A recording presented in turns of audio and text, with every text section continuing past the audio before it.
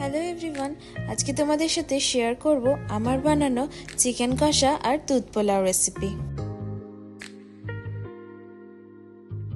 দুধ পোলাও বানানোর জন্য প্রথমে আমি এই 250 গ্রাম কুনকের মাপের গোবিন্দভোগ চাল নিয়ে ভালো করে ধুয়ে জল ঝরিয়ে একটা প্লেটে শুকনো করতে দিলাম। এইবার গ্যাস জ্বালিয়ে কড়াইটা গরম করতে বসিয়ে দিলাম।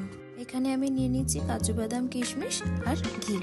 কড়াইটা গরম হয়ে গেছে, আমি এখানে 1 চামচ ঘি দিয়ে দিলাম। ঘি গরম হয়ে গেছে, এখন দিয়ে দিচ্ছি লবঙ্গ, এলাচ, দারচিনি, তেজপাতা দিয়ে নাড়াচাড়া করে এখন দিচ্ছি কাজু বাদাম আর কিশমিশ।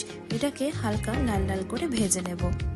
ভাজা হয়ে গেছে তাই আলাদা করে বাটিতে তুলে রাখলাম। এবার ঘিয়ের মধ্যে দিচ্ছি 1 চামচ মতো আদা বাটা।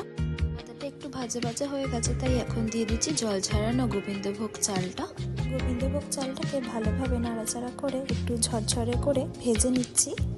এইবার দিয়ে দিচ্ছি পরিমাণ মতো নুন, দিচ্ছি এবার চিনিটা একটু বেশি পরিমাণে দিচ্ছি, 2 চামচ মতো। পোলাও যেহেতু একটু মিষ্টি মিষ্টিই খেতে হয়।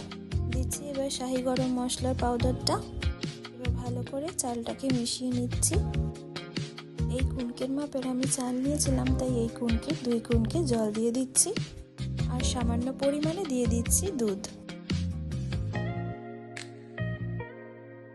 চালের জলটা অনেকটা শুকিয়ে যাচ্ছে তাই দিয়ে দিচ্ছি ভেজে রাখা কাজু বাদাম আর কিশমিশটা। আর এর মাঝখানে আমি একটা লঙ্কা চিরেও দিয়েছিলাম আর পেঁয়াজের বেরেস্তা করে রেখেছিলাম সেটা দিয়ে দিচ্ছি। দেখতেই পাচ্ছ চালটা অনেকটা ঝরঝরে হয়ে এসেছে। নাড়াচাড়া করে এবারে আমি পোলাওটাকে একটা সার্ভিং বোলে তুলে রাখলাম। রেডি হয়ে গেল আমাদের দুধ পোলাও।